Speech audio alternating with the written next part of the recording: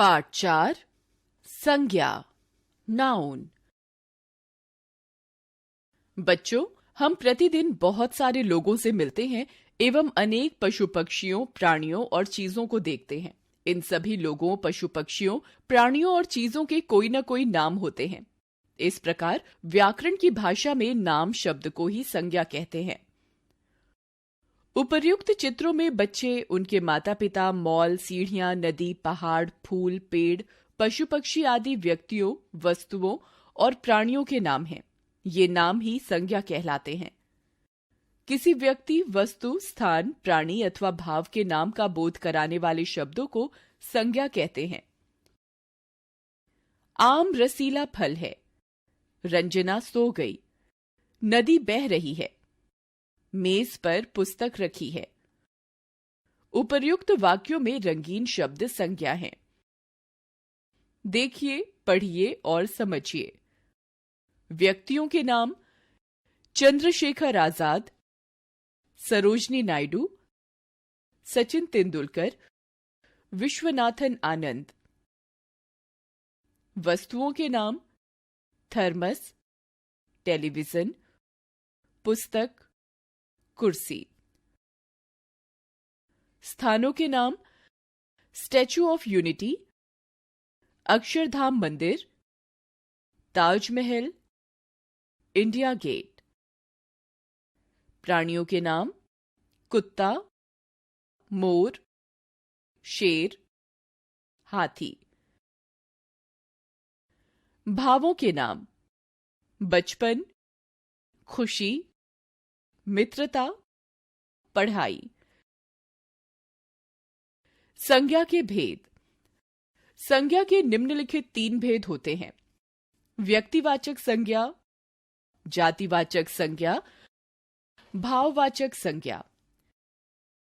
व्यक्तिवाचक संज्ञा वे शब्द जिनसे किसी विशेष व्यक्ति, वस्तु, स्थान या इमारत आदि के नाम का बोध हो, व्यक्तिवाचक संज्ञा कहलाते हैं।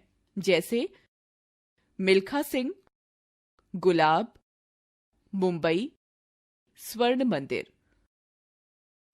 उपर्युक्त चित्रों में मिल्खा सिंह किसी विशेष व्यक्ति का नाम है। हम प्रत्येक व्यक्ति के लिए मिल्खा सिंह शब्द का प्रयोग नहीं कर सकते। इसी प्रकार प्रत्येक फूल को गुलाब, प्रत्येक शहर को मुंबई और प्रत्येक इमारत को स्वर्ण मंदिर नहीं कह सकते। व्यक्तिवाचक संज्ञा के कुछ और उदाहरण देखिए। डॉक्टर राजेंद्र प्रसाद हमारे देश के राष्ट्रपति थे। अमृतसर अच्छा शहर है। गंगा नदी गोमुख से निकलती है। रामायण हिंदुओं का पवित्र ग्रंथ है। कमल हमारा राष्ट्रीय पुष्प है।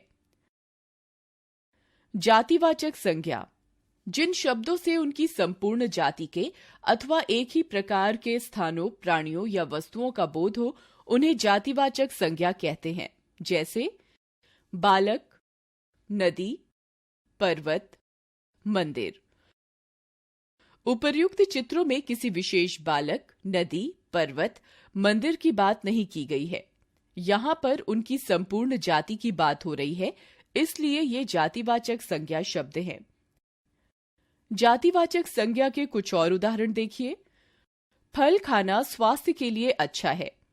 वे शहर चले गए। आज कोई भी सब्जियां नहीं लाया।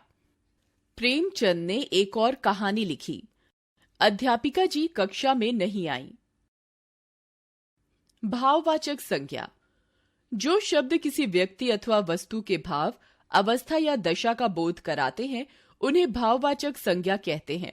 जैसे दुख, बुढ़ापा, हरियाली, ईमानदारी। उपर्युक्त चित्रों से दुख का भाव, बुढ़ापे की अवस्था, हरियाली और ईमानदारी की स्थितियां प्रकट हो रही हैं, इसलिए ये भाववाचक संज्ञाएं हैं। भाववाचक संज्ञा के कुछ और उदाहरण देखिए। बच्चे की मुस्कान देखकर क्रोध शांत हो गया। वीरता भारतीय सैनिकों के खून में है। फुलवारी की सुंदरता ने सबको मोह लिया। उसकी हंसी ही प्रसन्नता का प्रमाण थी। आजकल भलाई का समय नहीं रह गया है। बचपन के दिन कभी नहीं लौटते। कुछ विद्वानों के अनुसार संज्ञा के 2 अन्य भेद भी हैं: द्रव्यवाचक संज्ञा और समूहवाचक संज्ञा। इनके बारे में हम आगे की कक्षाओं में जानेंगे। भाववाचक संज्ञाओं की रचना। भाववाचक संज्ञाओं की रचना निम्न प्रकार से की जा सकती है। जातिवाचक संज्ञा से भाववाचक संज्ञा बनाना। जातिवाचक संज्ञा, भाववाचक संज्ञा। पशु, पशुत्व या पशुता। दास, दासता। सेवक, सेवा। तरुण, तरुणाई। बच्चा, बचपन। लड़का, लड़कपन। सती, सतीत्व। किशोर, किशोरपन। विशेषण से भाववाचक संज्ञा बनाना। विशेषण, भाववाचक संज्ञा। नीला, नीलिमा या नीलापन। चालाक, चालाकी। वीर, वीरता। ऊंचा, ऊंचाई। क्रिया से भाववाचक संज्ञा बनाना। क्रिया, भाववाचक संज्ञा। गिरना, गिरावट। बुनना, बुनावट। लिखना, लिखावट। लूटना, लूट। चुनना, चुनाव। पढ़ना, पढ़ाई। मिलना, मिलावट। भूलना, भूल। सर्वनाम से भाववाचक संज्ञा बनाना। सर्वनाम, भाववाचक संज्ञा। पराया, परायापन। अपना, अपनापन। अव्यय से भाववाचक संज्ञा बनाना। अव्यय, भाववाचक संज्ञा। मना, मनाही। निकट, निकटता। देर, देरी। तेज, तेजी।